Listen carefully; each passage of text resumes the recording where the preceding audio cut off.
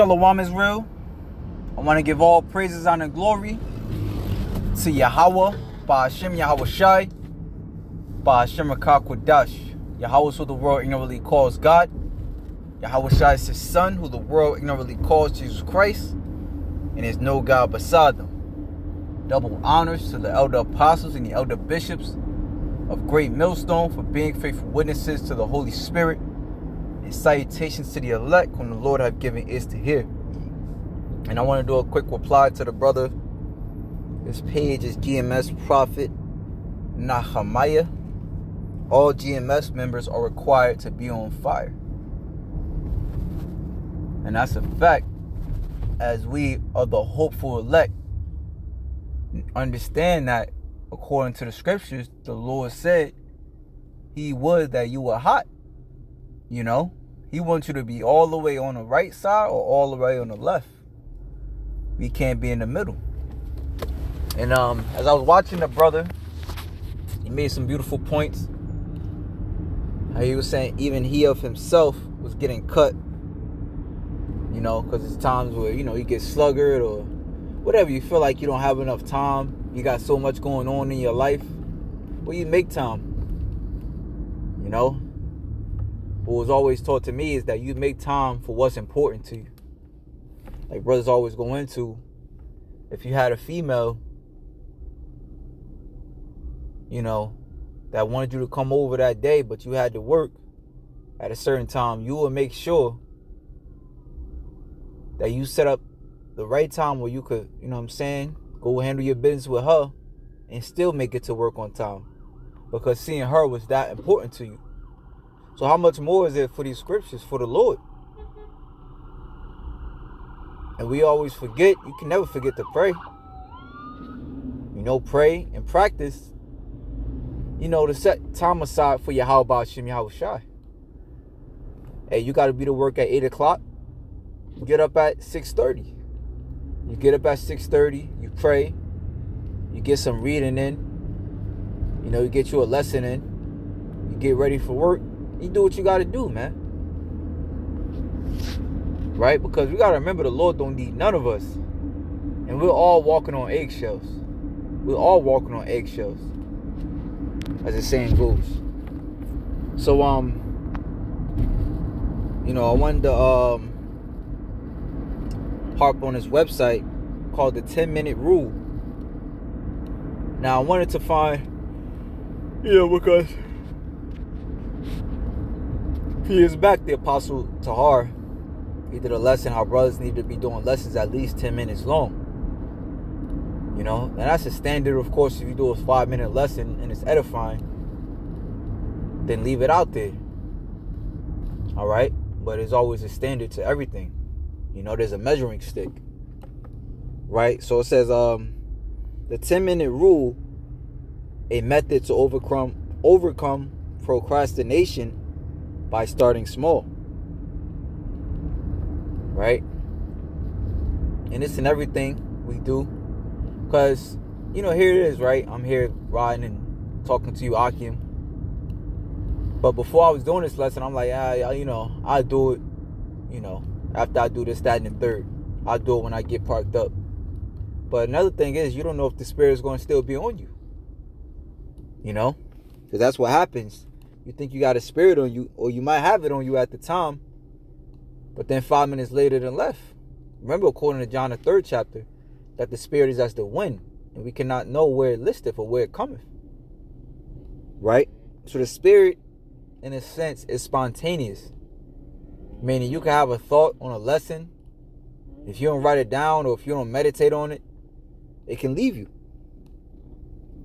With numerous distractions and tasks vying our attention, procrastination can sneak up on even the most disciplined individuals. The 10-minute rule is a simple yet effective technique to combat this common tendency. By committing to work on a task for just 10 minutes at a time, you can overcome the initial hurdle of getting started and gain momentum towards greater productivity. You know? And it's a point of resisting the devil. Because the devil can come in your mind like, you want to do this lesson, but just hold off on it. Wait till you have more time and you can get more precepts on it. Don't be sloppy. Or something to that extent, we know how our minds is. Any excuse to not do something. Alright? Because it's of the spirit. And we're fighting against the flesh. We're fighting against the spirit. Hey, remember the scriptures say, resist the devil, he shall flee from you. And this is, again, an aspect of resisting or fighting against the devil. Alright? Fighting against this flesh.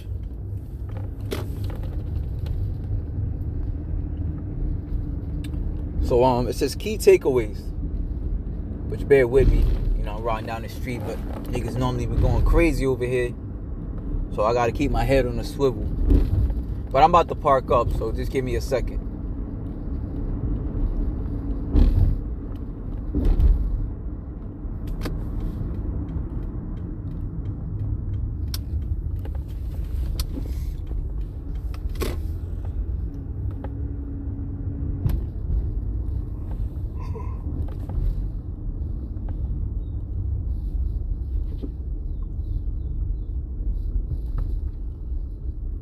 That's the spirit. Perfect spot. Perfect spot. Call low, y'all bossy me. I was shy.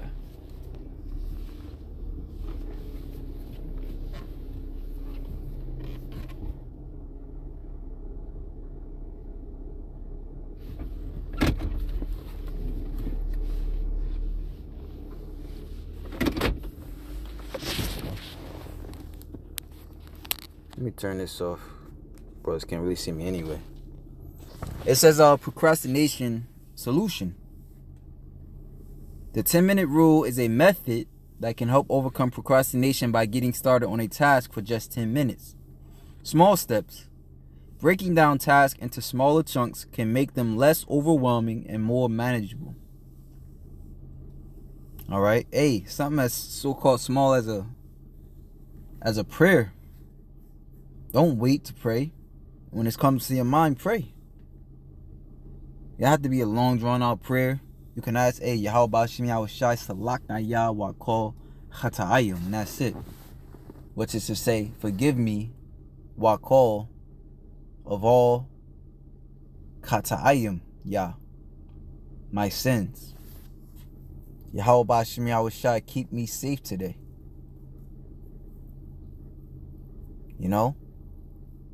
Progress. Take action even for a short amount of time. Taking action even for a short amount of time can lead to momentum and further productivity. Right? And it reminds me of the precept. Let me get it.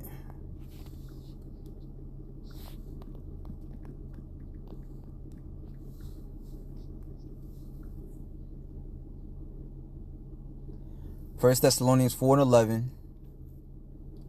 And that ye study to be quiet, and do your own business and to work with your own hands, as we command you, that ye may walk honestly toward them that are without, and that ye may have lack of nothing. Right? So in a sense, you want to stay in your lane. And again, that helps with progress.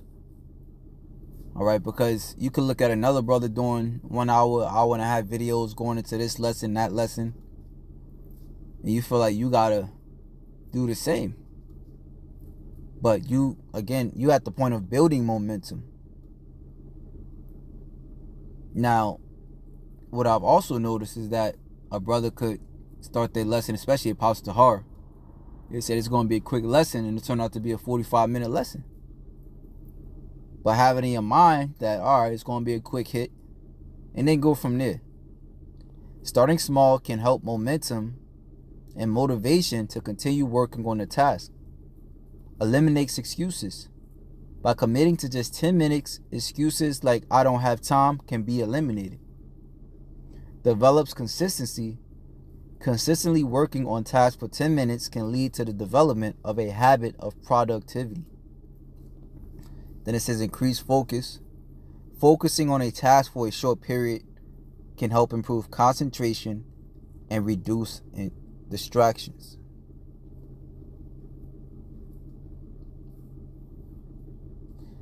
And then it says, even the most disciplined individuals can struggle with procrastination at times. This is where the 10-minute rule can be a game changer. The concept of 10-minute rule is simple but powerful. If a task feels overwhelming, commit to working on it for just 10 minutes. Then it says rule explanation. The idea behind the 10-minute rule is to overcome the initial resistance of starting a task by making it seem more manageable. Once you start, you'll often find that it's not as daunting as you imagine, and you may even end up working on it for longer than 10 minutes. The 10-minute rule is effective because it leverages the psychological principle of momentum. Getting started is often the hardest part of any task, and once you gain momentum, it becomes easier to keep going. So remember, the next time you're putting off a task, give the 10-minute rule a try and watch how it can help you overcome procrastination and boost your productivity. Right? And I mean, it pretty much is repetitive as we read through.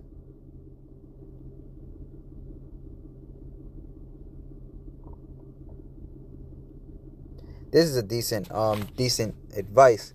An incremental approach to work involves making steady, gradual progress towards a larger goal. Instead of trying to tackle everything at once, break it down into manageable chunks and work on them consistently. Hey, I was proud of myself the other day, because, I planned on, plan on getting some reading in, but instead of, telling myself I'm going to read this, that, and that, I'm going to go into this breakdown. Hey, you just go and read a chapter. All right, do I have understanding on this chapter? Do I have understanding on this verse? Hell, you go in and read 5 verses, 1 verse of the day. Do I have understanding on that verse? What precept gives me more understanding on this verse of the day? All right, hell, you'll see yourself doing a lesson. Again, incremental progress. By allocating just 10 minutes a day to a specific task, you can make significant headway over time. All right. Then this is overcome initial resistance.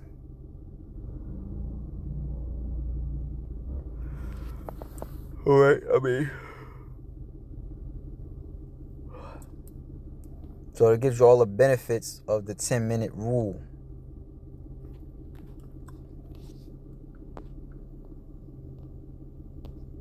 Sirach chapter 5, verse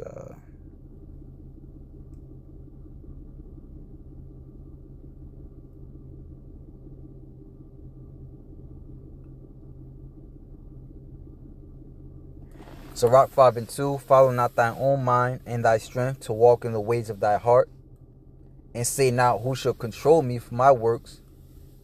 For the Lord will surely revenge thy pride.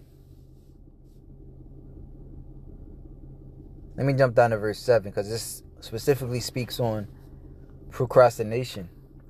Make no tarrying to turn to the Lord, and put not off from day to day, for suddenly shall the wrath of the Lord come forth. And in our profession, if you will, that suddenly could be the internet is cut off. Now you have no way of getting those works out there. Right? Now you're in the aspect of, damn, I wish I would have did more. In that mindset. So it says, make no tarrying to turn to the Lord, and put not off from day to day, for suddenly shall the wrath of the Lord come forth. Reminds me of Matthew 25, which speaks on when they all slumbered and slept, the wise and the foolish. There was a cry made, and those that were ready pretty much went in to meet the bride, whereas the other ones got up and now they were frantic because they wasted time instead of taking advantage of it. For suddenly shall the wrath of the Lord come forth, and in thy security thou shalt be destroyed and perish in a day of vengeance. With that, shalom to the elect.